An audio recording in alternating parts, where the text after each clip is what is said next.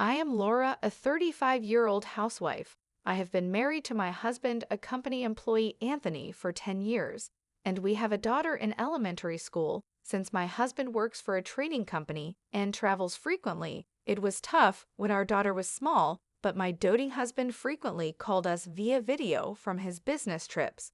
So our daughter adored her father, and I didn't feel lonely. We were a happy family of 3, however, even in such a peaceful daily life, I sometimes felt depressed. One mom friend constantly harassed me. This mom friend named Candace lived in the same apartment, and our children went to the same kindergarten. We were on the PTA together and had been close for a long time, but something caused her to start hating me. I tried hard to mend our relationship, but her harassment only escalated. One day, she set a terrifying trap for me. The trigger for Candace's hostility was when we bought a house. We had been living in the same rental housing as her, but when our daughter started elementary school, we purchased a new single-family home. We stretched a bit, but living there, we felt it was the right decision. The new house was in an excellent location, close to a supermarket and the station. It also had a large yard where our daughter could play freely. I was grateful to my hardworking husband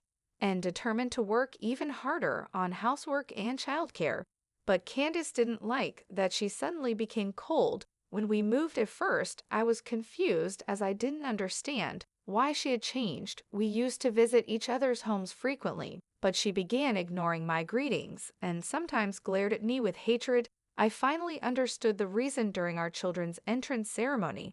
When I had a chance to talk to her after the ceremony, as I was leaving the school, she whispered in my ear, "Just because you bought a house, you think you're better than everyone else. You're such a smug woman." Then she said, "I thought you were my friend, but I'm disappointed," and walked away. Being hated by someone I considered a friend was shocking. I had never boasted about our new home and wanted to stay friends even after our children started elementary school. So I tried to mend our relationship by smiling and talking to her, but her attitude didn't change. She even started spreading false rumors among other mom friends, saying I was getting arrogant after buying a house and looking down on those who don't own a house. Fortunately, no one believed her, and some friends sympathized with me, saying it's tough having someone like that targeting you. Though the other moms were sensible, I was always anxious about when Candace might spread another rumor, even though I spent restless days. Luckily, my daughter's elementary school had a large number of students, so our children never ended up in the same class. And eventually, Candace stopped bothering me. By the time my daughter was in 3rd grade, I had completely forgotten about Candace and regained a peaceful life. But I had underestimated her tenacity. She had been secretly plotting something terrible. One morning, I was cleaning the house after sending my daughter to school. Suddenly, the doorbell rang. When I answered the intercom, I saw 2 uniformed men on the monitor. A police car was parked in front of the house. Why are the police here? I was startled, but calmed myself, thinking maybe there was an incident in the neighborhood and they were here for an inquiry. I told myself it's okay. There's nothing to panic about, and slowly opened the front door. One of the officers asked, "Is your husband at home?" It seemed they weren't here for me, but for my husband. I started to explain that he wasn't home. My husband is not at home. But then the officer's next words shocked me so much that I almost felt my heart stop. The officer said, "Your husband is suspected of molestation." My husband is suspected of molestation. I shouted involuntarily, but quickly covered my mouth with both hands. If the neighbors found out my husband was suspected of molestation, it would be a disaster. The police said a woman had accused him of touching her inappropriately on a train, but my husband could never do such a thing, so I insisted there must be a mistake. However, the officer said, "If you hide him, you'll be arrested too." I was at a loss, knowing my husband was innocent, when a woman appeared from behind the officers. It was Candace, smirking as she watched us. I thought she was just being a nosy onlooker, but she wasn't ignoring the officers. She barged into the house and said, "If you don't want him arrested, I might consider settling for some compensation money." Apparently, it was Candace who reported my husband for molestation. The officers seemed troubled by her sudden mention of a settlement, but she continued, "I was really scared at that time, and began describing the molestation incident with a pained expression. According to her, she was on a train when someone suddenly touched her. She almost screamed, but recognized the face of the perpetrator, my husband. She thought about turning him over to the station staff, but hesitated since he was her friend's husband. Before she could decide, he disappeared into the crowd at the next station. So she decided to report it to the police later. Then she, with tearful eyes and trembling, pointed at me. Molestation is a heinous crime. Officer, arrest this woman too. Indeed, if she had actually been molested, her fear and desire to catch the perpetrator would be understandable.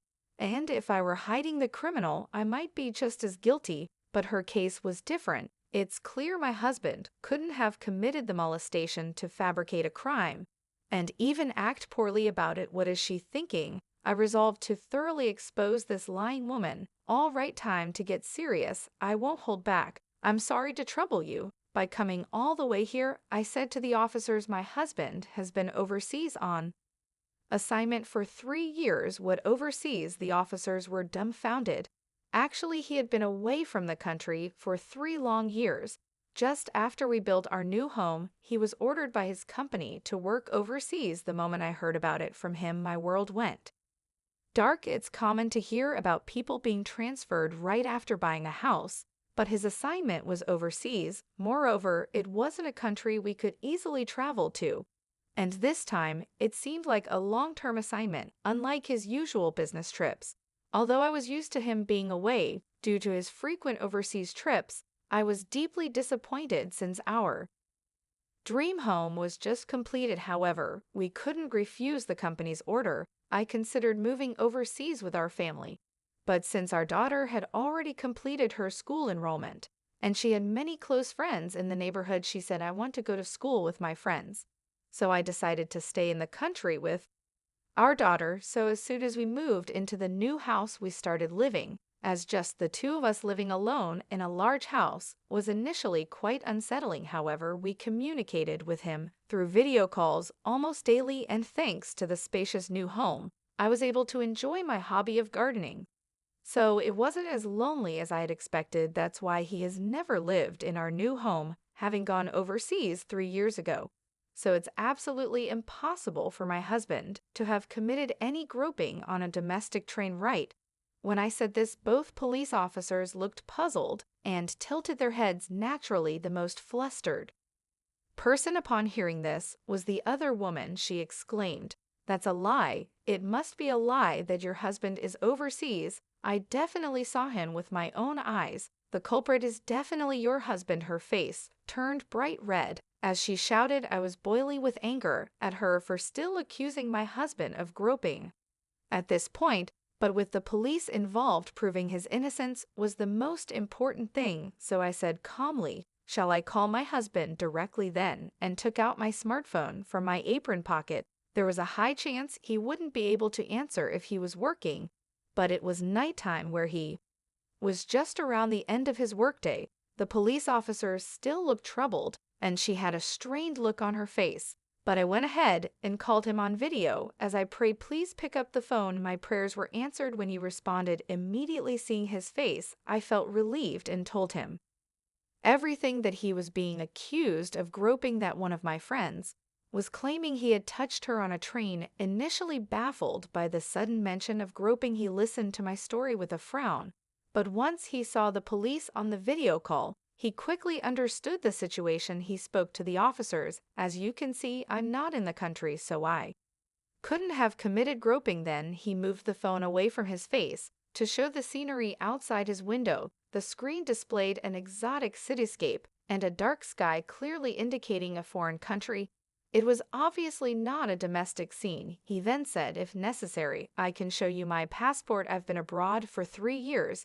He took out his passport from a nearby bag and showed the stamped pages. He continued, If you still don't believe me, you can investigate further if you like. The police officer, looking apologetic, said, No, that's quite all right. Thank you for your cooperation. When I ended the video call, the officer turned to the other woman with a stern face. So what is the meaning of this? Having witnessed the interaction, she was already pale with wide eyes. She stammered, but I didn't know her husband was overseas. I definitely saw him. Her voice trembled. It was practically a confession. I stepped closer to her and demanded, then why did you think it was my husband? You said you saw him with your own eyes, right? Don't tell me it was a case of mistaken identity. She snapped back. It's all your fault, she yelled, even as the officers looked on in astonishment. You bought a house and acted all high and mighty. Who do you think you are? I thought we were apartment buddies. But you betrayed me. I wanted to make you suffer, so I framed your husband. She ranted furiously. Her selfish words left me and the officer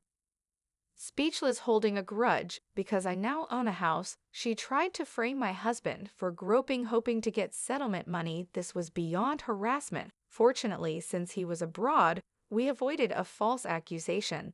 But if he had been in the country and on that train, it could have been disastrous. I've heard that proving innocence is very difficult once accused of groping. False accusations are absolutely unacceptable. However, she didn't understand the gravity of her actions. Despite her rage, she suddenly put on a casual face and said, well, let's say it was my mistake this time. I just wanted to teach a cheeky woman a lesson. I was infuriated by her blatant disregard for decency. I'll see who gets punished. I said, what did you say? She screeched, grabbing at me again.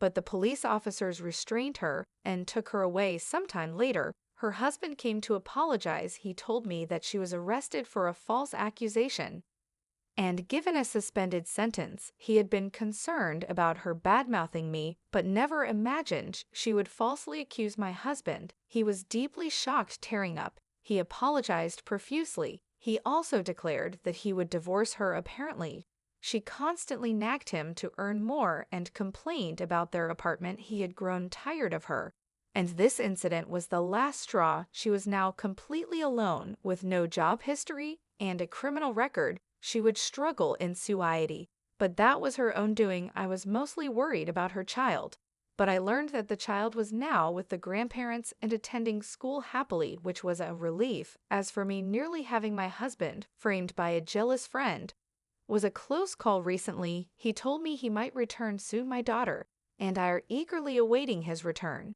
and we plan to continue living happily in our beloved home. Goodbye, everyone. How was this story? Please subscribe to the channel. See you in the next video.